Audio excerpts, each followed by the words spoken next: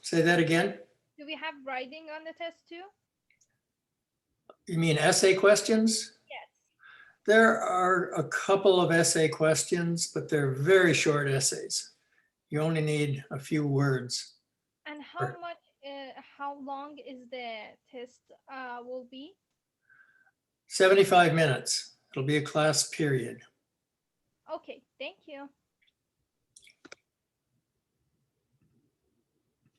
Okay.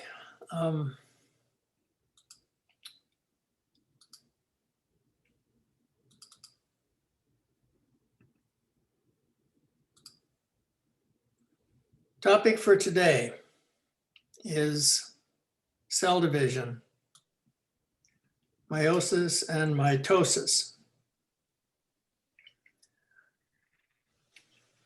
These are two processes, meiosis and mitosis, that occur only when cells divide.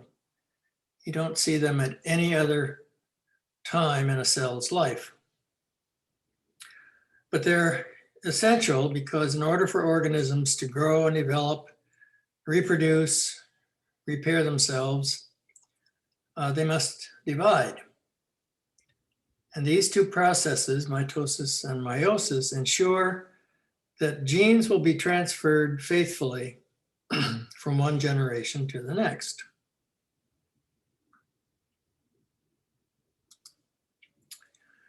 So let's start with karyotypes.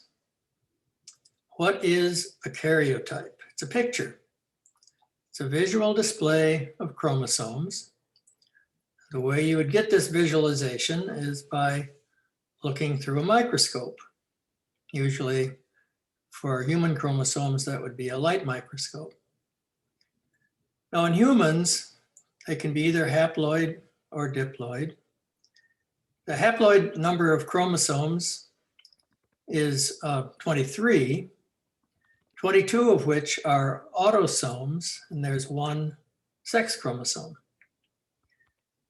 In the diploid phase, there are 2 copies of each chromosome per cell, so that makes a total of 46, 44 of which are autosomes, and 2 are sex chromosomes.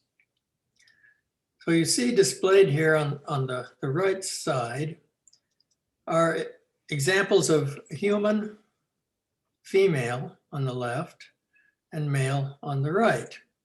And if you look carefully at the configuration of all these chromosomes, they're exactly the same for both males and females until you get to sex.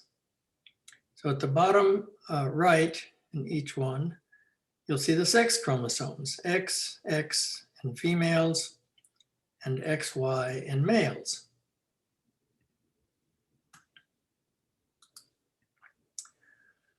Well, here are painted chromosomes, colored. And you can see on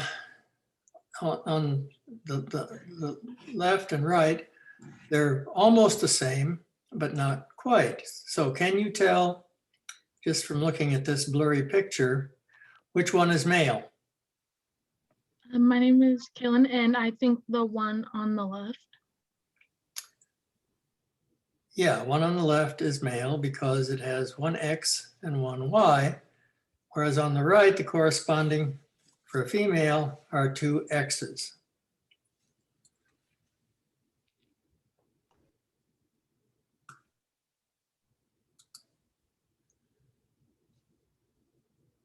Now, it's not uncommon for chromosomes to run into trouble during mitosis or meiosis, and they don't separate properly.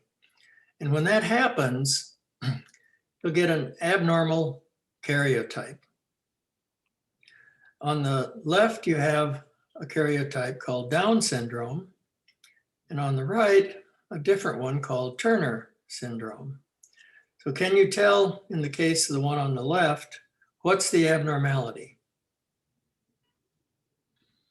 Chromosome number 21. Say it louder. Chromosome number 21. 21, yes. It's what is called a trisomy. So instead of having 2 copies, it has 3. And what's the abnormality on the right? The last chromosome only has an X. Has 1 X. That's right. And there's no corresponding Y, so it's not a male, it's a female, but it's an abnormal female. Professor? Yeah. Oh, never mind. It was on the next slide. I was going to ask what Turner syndrome is, but Yeah, okay. Well, first let's talk about Down syndrome, which has 3 copies of chromosome 21. And this can happen in either a male or a female. The trisomy is caused by what is called non-disjunction in either the sperm or the egg. So that's a term you should write down, make sure you know what it means. Non-disjunction means that when chromosomes are supposed to separate during cell division, they don't. They stay together, and instead of going into 2 separate cells, they go into the same cell, and that's how you end up with an extra chromosome. So Down syndrome is fairly common. I'm sure you've all seen people with this abnormality. I won't go through all the list here of the phenotypes, but they're quite distinctive. People with Down can live fairly normal lives. Many of them live for more than 50 years. Now, if you look at Turner syndrome on the right, missing an X. So only females can have this syndrome. And their phenotypes include delayed development. They're short in stature, never have puberty, so they're infertile, often have abnormal hearts, and their life expectancy is quite short, less than 50 years.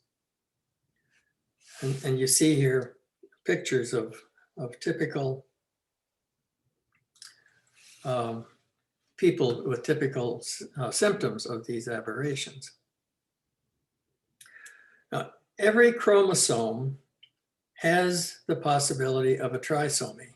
In other words, any chromosome can undergo non-disjunction and end up as a trisomy.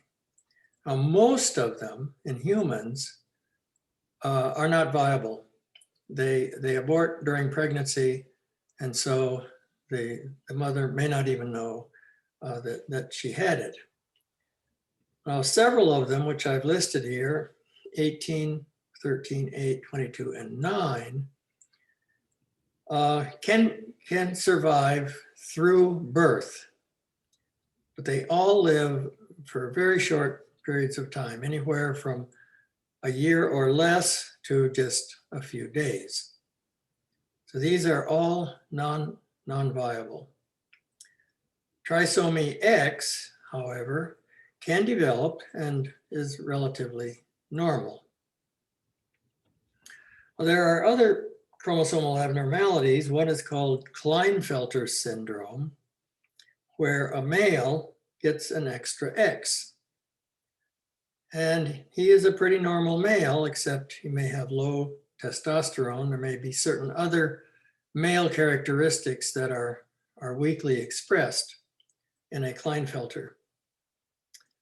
Another one is 2 Ys, an X and 2 Ys. That doesn't have much of an effect on the phenotype.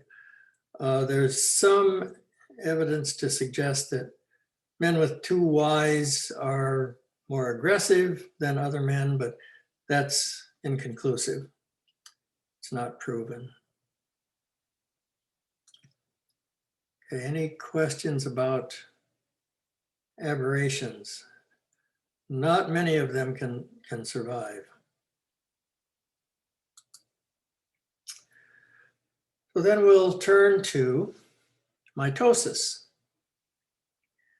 What are the consequences of mitosis?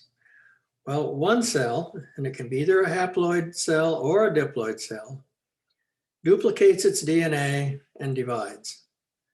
The result is two cells that are identical to their progenitor. No genetic variation is introduced by the process of mitosis. If there is any genetic variation, it would be by mutation, and that has nothing to do with mitosis. So the goal of mitosis is very simple. The goal is to go from one cell to two, and the two cells are identical to the progenitor. So that's an important point that we'll come back to when we compare it with meiosis. Now here are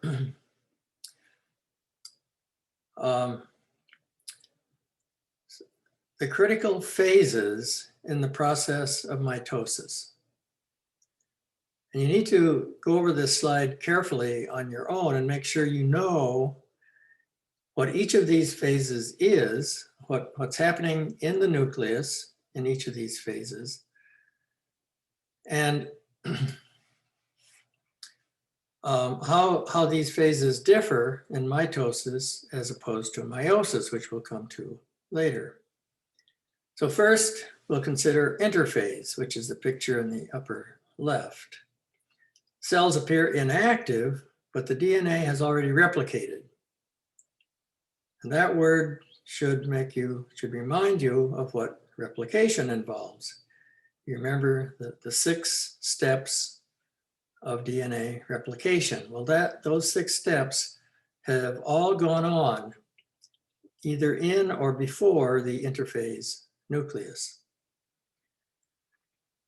Next step is prophase. The nucleolus fades. I'll tell you about the nucleolus in a bit. Chromatin, I'll mention later.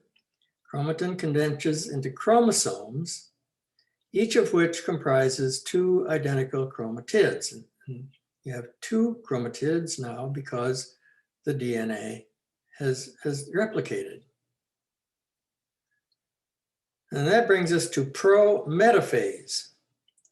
But the nuclear envelope, that means the nuclear membrane, disappears. The nucleus disappears. The sister chromatids are joined by centromeres. And I'll tell you about centromeres in just a bit. Centromeres have kinetochores where the spindle fibers attach. That's prometaphase.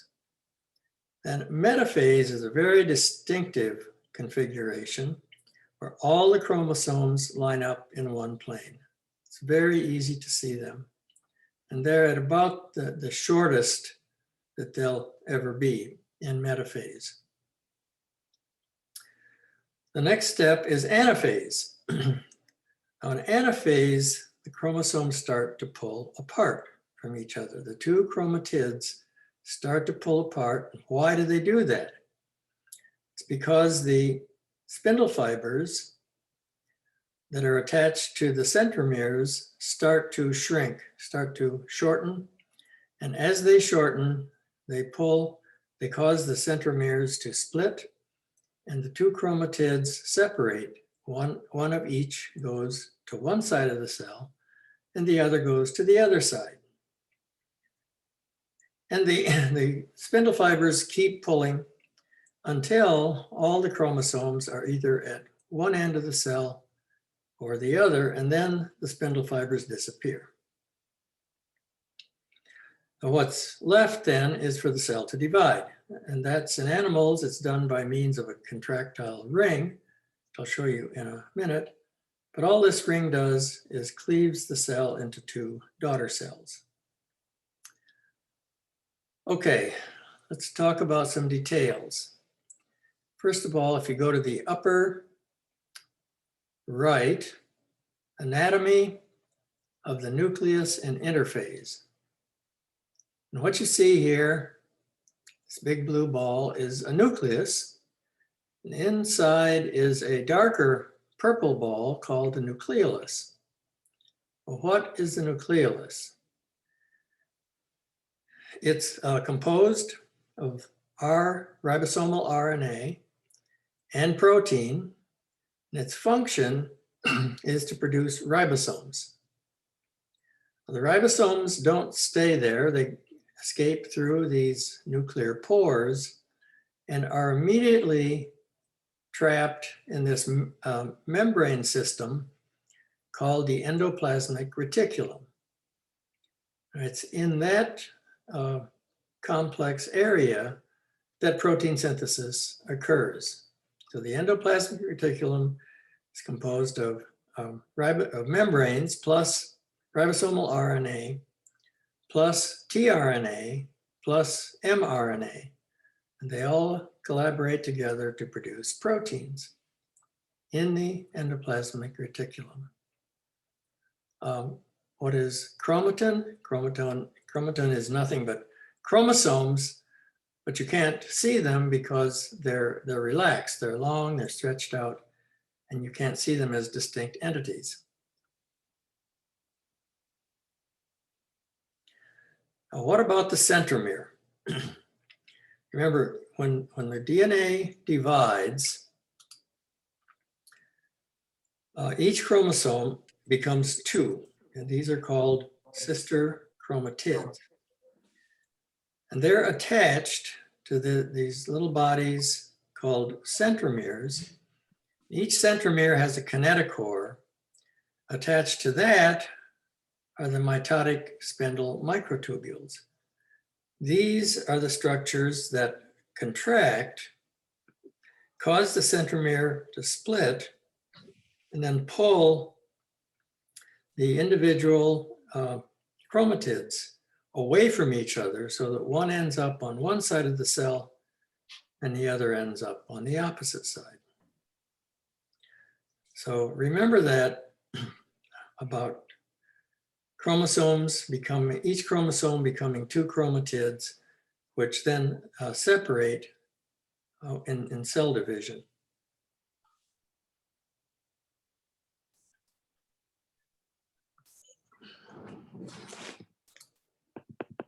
And this is the contractile ring, which squeezes in the center of the cell and causes it to divide into two daughter cells. So this is what happens in animals. In plants, there's a cell wall, so it happens differently. After the chromosomes have separated and gone to the opposite sides of the cell, vesicles start to form in the middle of the cell, which contain the precursors for the cell wall. These would be the structural carbohydrates that comprise the cell wall. These vesicles then start to fuse to form a cell plate. And this cell plate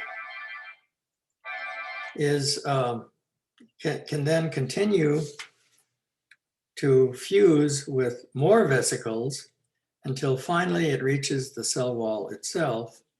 And after that, you have two complete cell walls between the two daughter cells, and that's how you get two cells from mitosis in a plant.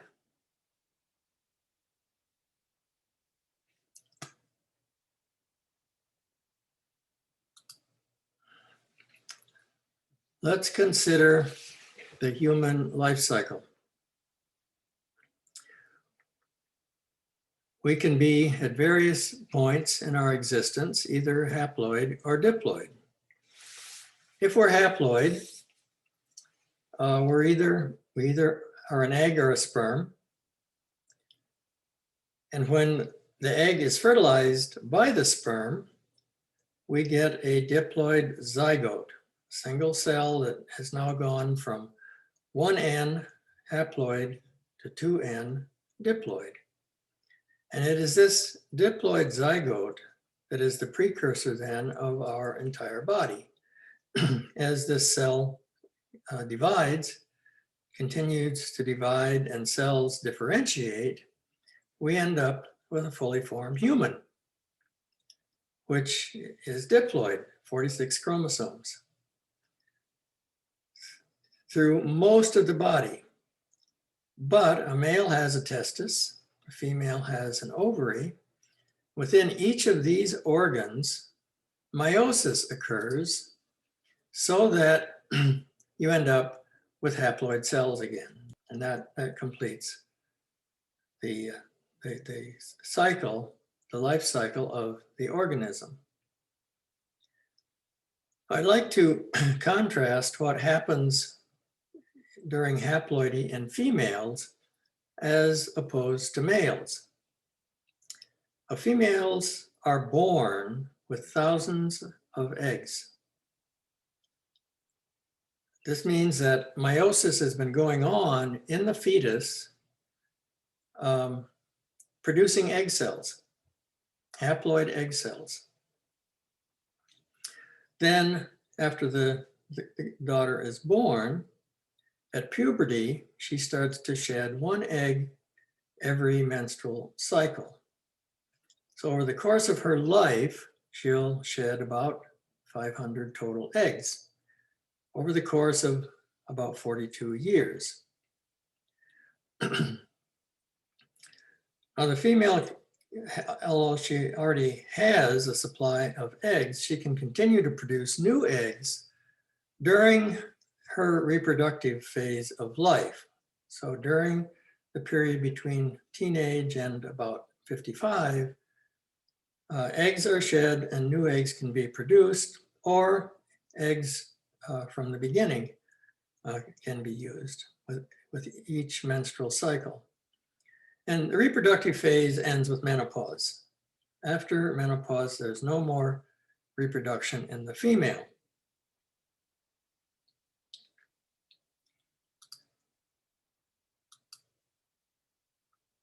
On the male, males are born without sperm, none at all. They don't start making sperm until puberty. To make a sperm cell takes a long time, from 2 to 3 months, from meiosis for that sperm cell to mature and become competent. But because so many of them are made, there are millions of sperm become mature on any given day. So males are almost never finding themselves with a lack of sperm. The reproductive phase in males is highly variable, starts at the teenage years, and can end at any of several points. Some males have very long reproductive phases into their 70s or 80s. So are there any questions about the difference between haploidy in males and females in humans?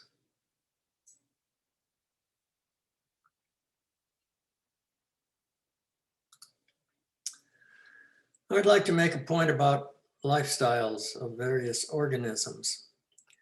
Do we spend our lives as diploid or haploid? On the left, as I've already told you, we humans, and in fact most animals, are called diploid dominant. That means that we spend most of our existence as diploids. So even though we have haploid cells in our bodies, they're not a prominent part of our existence. Testes make sperm, ovaries make eggs. It doesn't take them long under the right conditions to fuse, to fertilize, form a zygote. So the haploid phase can be anywhere from hours to days or maybe even weeks. But after fertilization occurs, immediately this diploid zygote forms and it develops into a full-blown organism, which remains diploid then for until the end of its life. Now that is in contrast to other types of organisms. An example is fungi. Fungi are known as haploid dominant. They spend, some fungi, not all, but many fungi spend most of their existence as haploid cells. So if a zygospore forms, which is diploid, it can immediately undergo meiosis, giving rise to haploid spores. Now, these spores can germinate, form filaments called hyphae, which is really the body of the fungus. These are all haploid cells, and they don't have sex chromosomes like animals do, but they do have mating types. So mating types are distinguished by a particular sequence of DNA. So a plus mating type has one sequence, a minus mating type has another. And if they do want to mate, there have to be opposite mating types, which they can do. And when they do mate, they then form a diploid, which, going back to the beginning, has a very short life. They immediately undergo meiosis and become haploid again. So that the haploid form is dominant, and it can last for months or years. It can last forever. Some fungi have no known sexual stage, no known diploid stage at all. They spend their entire existence over decades or even centuries being haploid.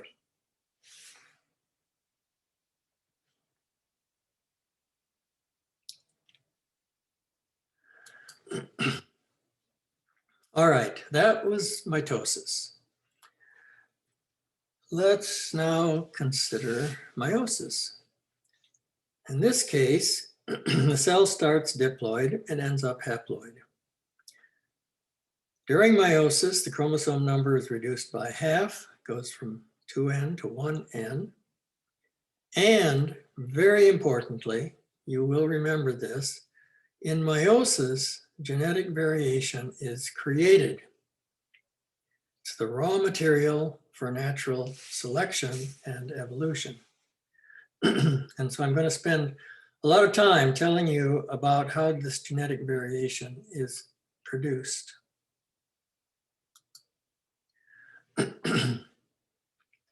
Meiosis occurs in two cell divisions. I'll go through them both.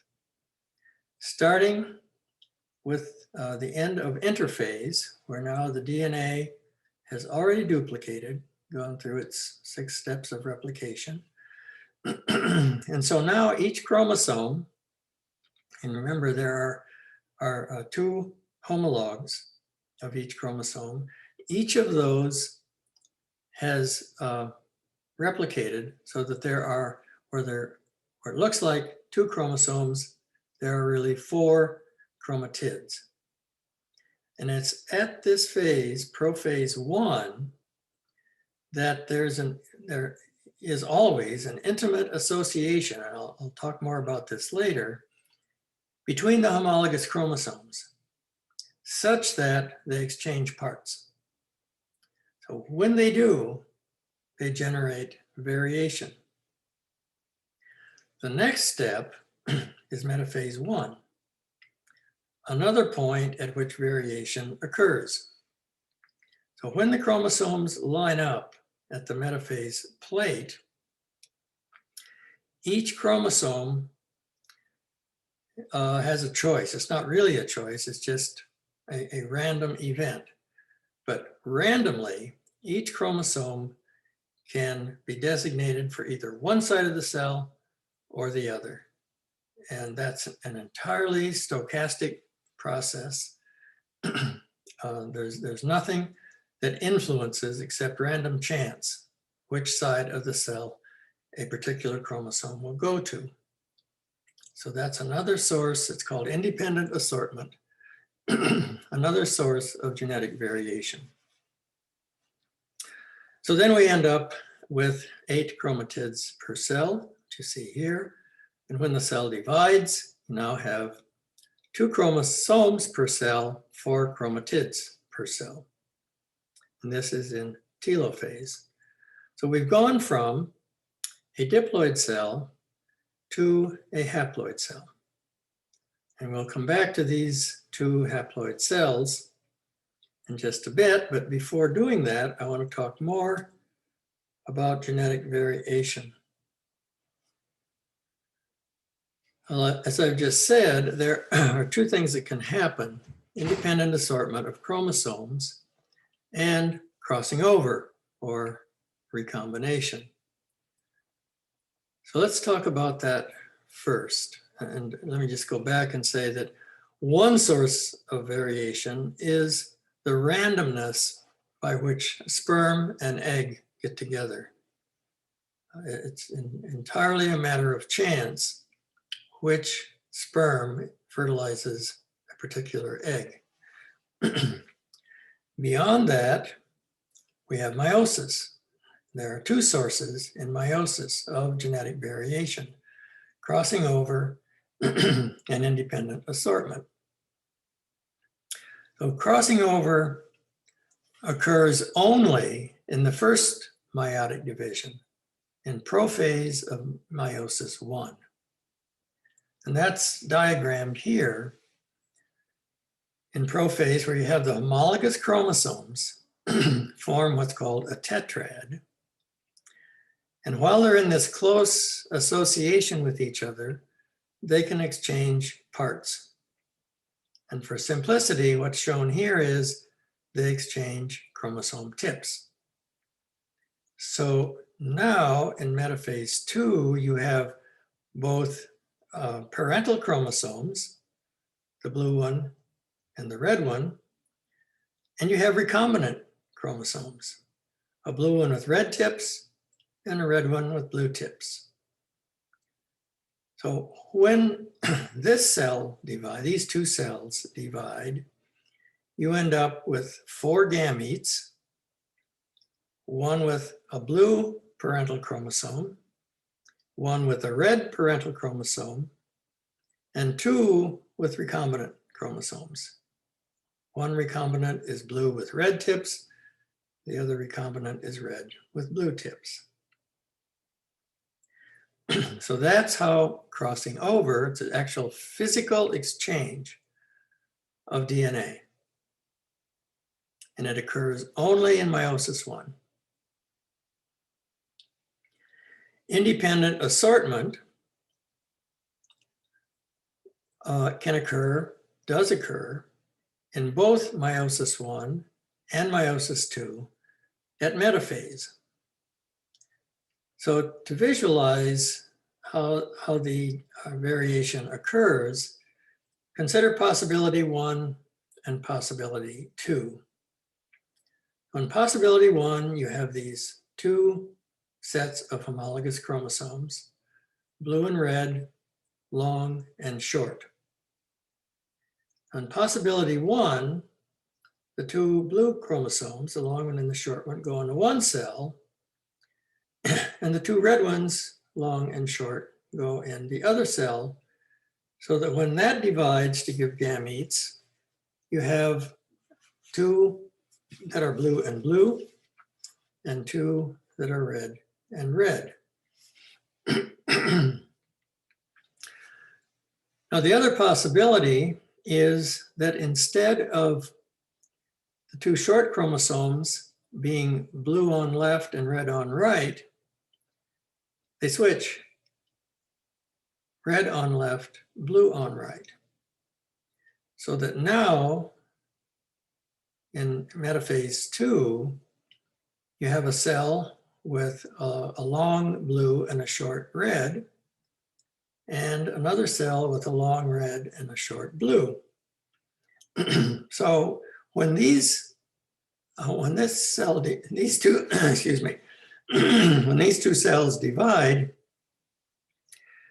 you end up with different combinations, combination 3 and combination 4, where you have a long blue, short red, 2 cells like that, and then a long red and a short blue, 2 cells are like that. But these combinations, 3 and 4, are different from combination 1 and 2. And which of these possibilities occurs is entirely random. Nothing guides it, it just happens. But there are 2 chances for independent assortment in a meiotic event, whereas only 1 chance for crossover.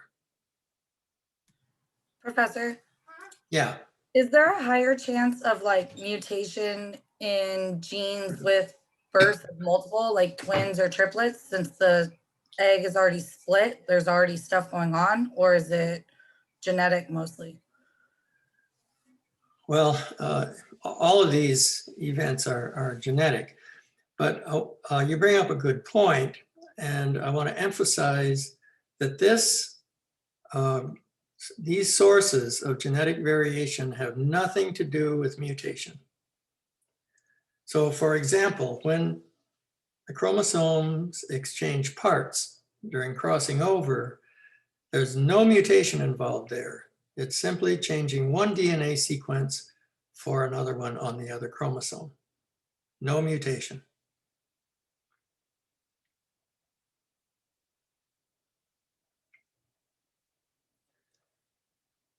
Mutation is another source of genetic variation that can occur anytime any cell divides. It can occur in mitosis or meiosis, but it has nothing to do with cell division per se.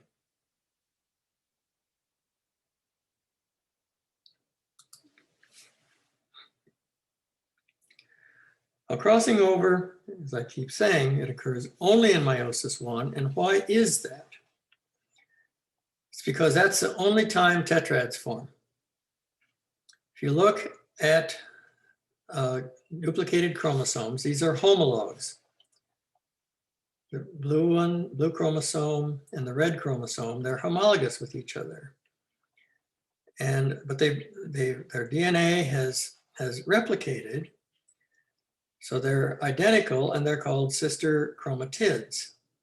And a red one and a blue one together would be called non-sister chromatids. And they get together in this tetrad, which is a very tight, close physical association. And it's while they're in this association that points of attachment can occur that are called chiasma. And it's at these points of attachment that there's exchange of chromosomal DNA. That's how you get a red chromosome with blue tips or a blue chromosome with red tips.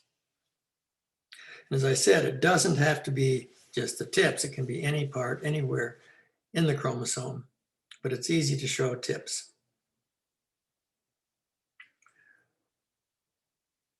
So this exchange of chromosomal material occurs only in meiosis 1 at pro-metaphase. Random assortment of chromosomes occurs in both meiosis 1 and meiosis 2. So here's meiosis 2. Let's go back to here. Remember, we started with a diploid cell in meiosis 1, and we ended up with 2 haploid cells, each with 4 chromatids. So 2 haploid cells, and now we jump ahead to meiosis 2 here. So these are the 2 cells that ended up at the end of meiosis 1. That's these 2 cells here. And they're haploid, and they're going to end up being haploid at the end. So there's a brief prophase and a metaphase. And now again, at metaphase, the chromosomes line up in the middle. Again, we have this random assortment, whereas any given chromosome can go to either one side or the other, completely at random. And so you end up with a second cell division and 4 products. These are the 4 products of meiosis. And you can see that some are non-recombinant, like this one and this one. Some are recombinant, blue with red tips, red with blue tips. But each one is different and each one is unique. So when meiosis occurs and say eggs are produced or sperm is produced, because of this variation that's introduced in meiosis, every product of meiosis, whether it's sperm or egg, is a unique genetically, unique combination of genes.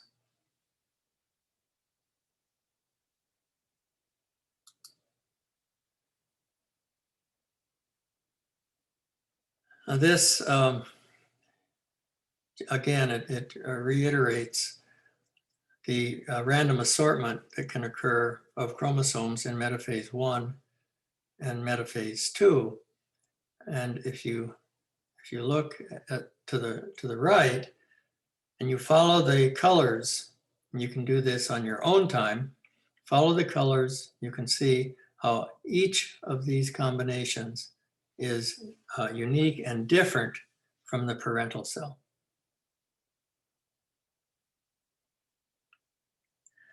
So that's a point to be made. In mitosis, asexual mitosis, the goal is to end up with cells that are identical to the parent. In the case of meiosis, the goal is to end up with cells, none of which are like the parent.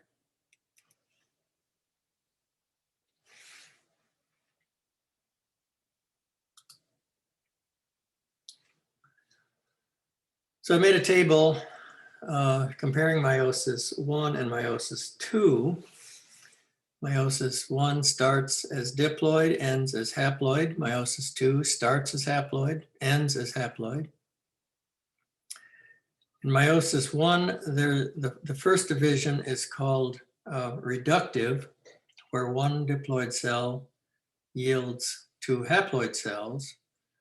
And then in meiosis 2, there is the equational division, where 2 haploid cells become 4 haploid cells. Professor Yeah. Taylor. So in meiosis 2, there are never any diploids? That's right. There are never any diploids. After the first diploid cell, there are never any diploids after that in either meiosis 1 or meiosis 2. So the diploid starts in meiosis 1, and then after that it's haploid only? Yes, both of these subsequent cell divisions are haploid. Thank you.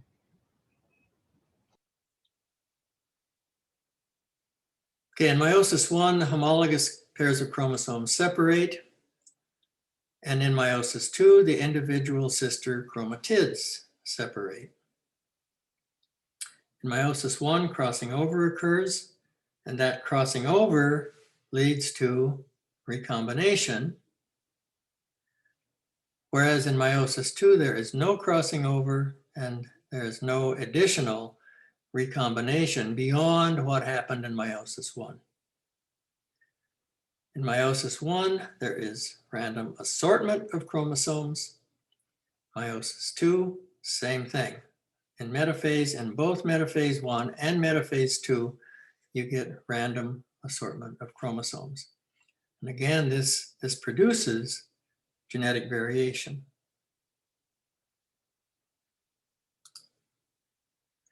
So what about sex?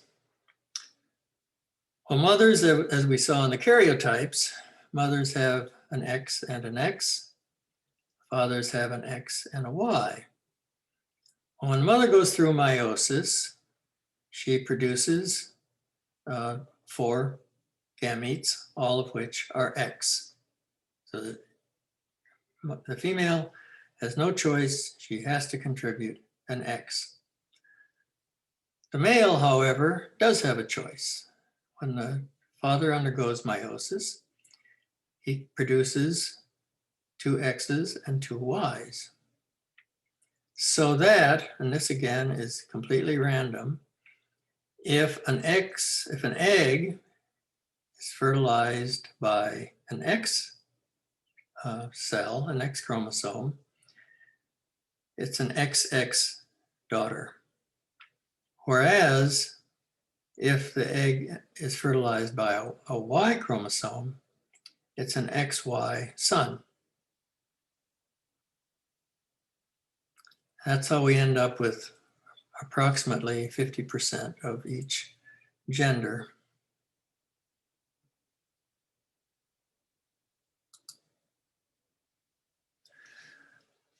Now this slide is here to help you compare mitosis and meiosis. And I want to reiterate what I just said earlier, that mitosis and meiosis have completely different goals. They're both cell division, but mitosis has the goal of generating cells that are identical to the parent. Meiosis has the goal of generating cells that are never identical to the parent. So you can go through this. It's a reiteration of what we've already covered. Prophase, metaphase, one cell becomes two, starts out diploid, ends up diploid. In the case of meiosis, you have prophase, metaphase. You have daughter cells, which then divide to give haploid cells. So these daughter cells are haploid, but they're haploid because the chromatids have not separated. The chromatodes do separate in the second meiotic division to give truly haploid cells. And as I said, none of these products of meiosis is identical to the progenitor. Now, why is that so important? Why do many organisms have sex and others don't, yet they all seem to survive? Okay, meiosis is important in evolution because it's an endless source of variation. So with every generation, you end up with new forms of variation. And it's that variation that natural selection needs in order to sort out the fittest organism at every generation, the most fit organisms for the environmental conditions at that slice of time.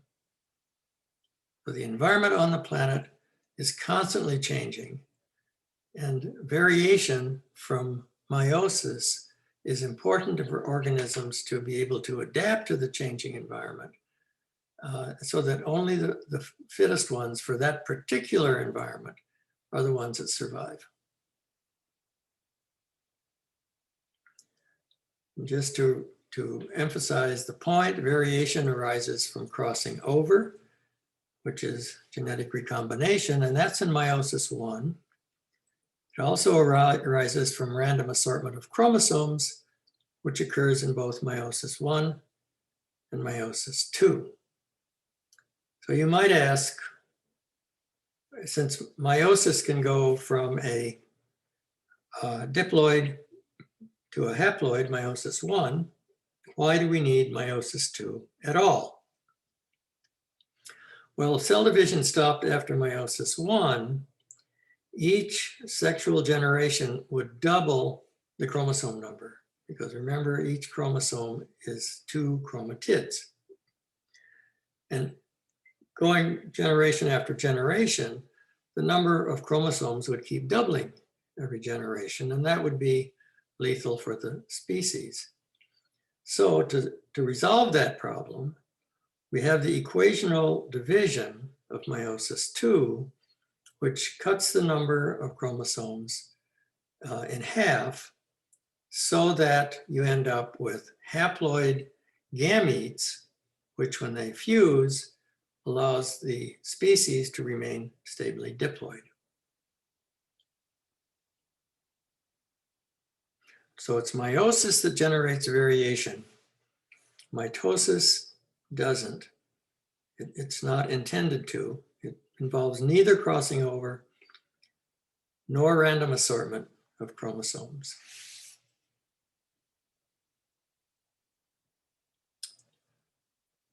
Okay, let's see. Yeah, the last slide here is really, I'm not going to go through it all. It's really a set of points that I put down that I intended as a study guide. Some of the points that I think are important in this section and for you to consider in studying for tests. So that's the end of the slide set. If there's any questions, I'd be happy to entertain them. If not, and if you haven't taken quiz 6, you have till midnight. And don't forget that Wednesday, there is no Zoom class. You'll have all day to log in and take test 2.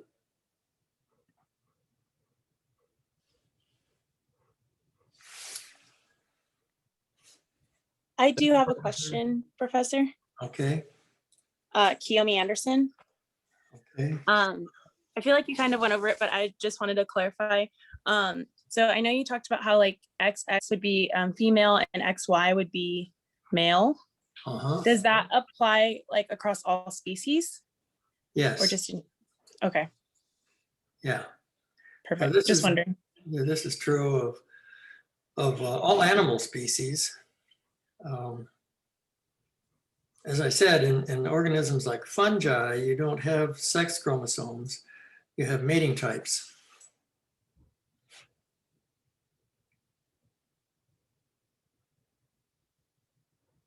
Perfect. Thank you. Sorry. Uh, I was confused about like the second or third slide that you went to. In this whole set, second or third. Okay.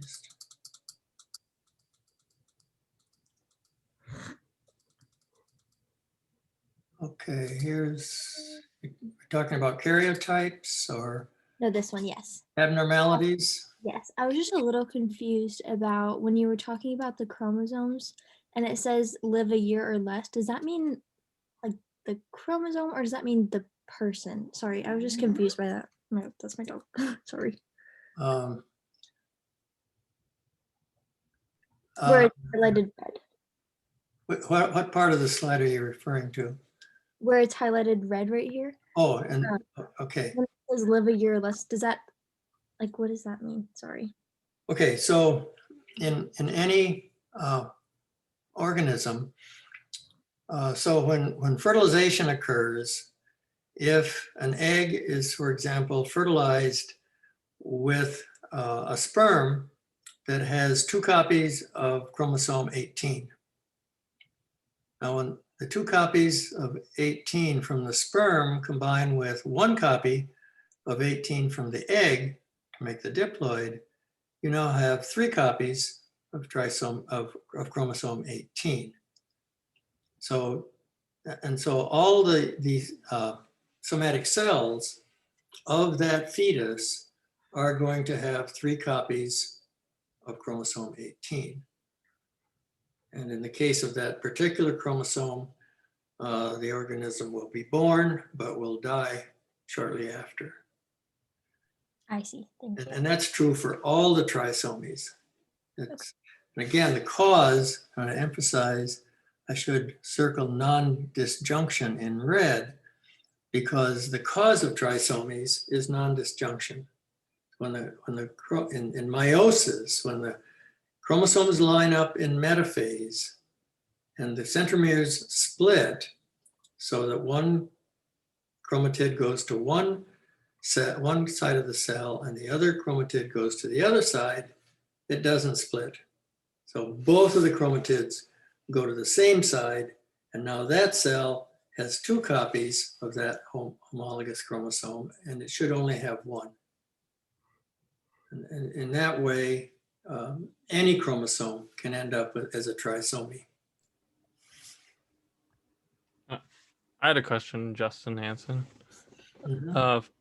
So is evolution caused by mutations that are like kept through the conditions, like they're naturally survive? So is it a mutation in the first place, or is it just by genetic variation complete?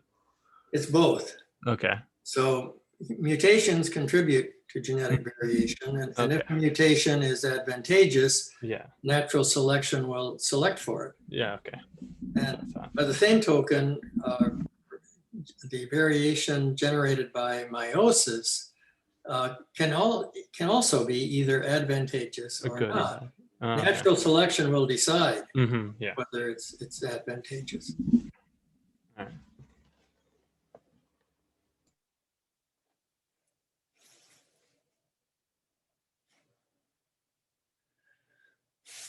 Okay, any other questions or comments? I have, sorry, I have a question, Katrina Beveridge. Uh-huh. So with natural selection and mutations, does that mean some mutations are helpful? Yeah, they might be. Okay. In the experience that any one of us as individuals, most mutations are harmful, but occasionally there is a mutation that is beneficial. And as soon as that happens in a natural environment, natural selection will immediately select for that. And it will have a better chance of reproduction than the non-mutant parent. So if a mutant is beneficial in that habitat, it will survive, whereas those around it that are not mutant will not over a long period of time. Okay.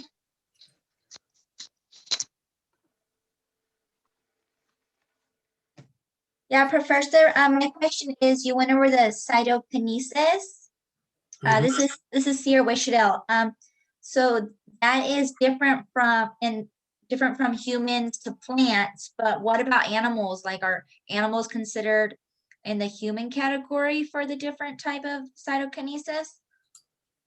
Let me find cytokinesis. Yeah, so this is a typical animal cell, cytokinesis, and that would be pretty much the same in all animals. It's different only in organisms that have cell walls, which means So the plants, yeah. plants, yeah. Okay.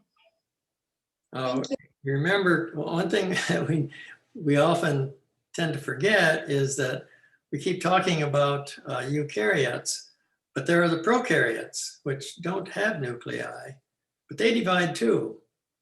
And they have cell walls, so they have to have a mechanism for generating cell walls when they divide. But they do it by a completely different process than eukaryotes do. And that process is known as binary fission, where DNA just replicates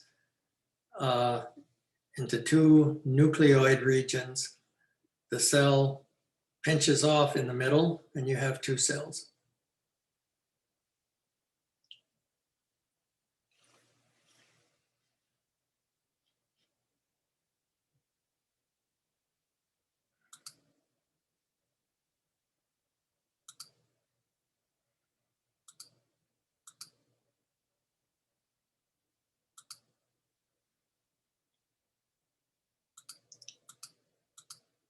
Okay, this slide set is in Canvas, so you can look at it, and it's being recorded. So I'll put the recording as soon as it's processed. I'll put that in Canvas.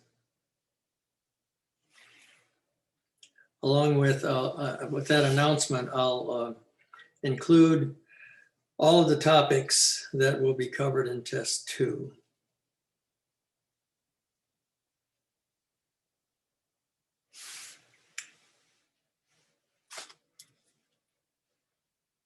Okay.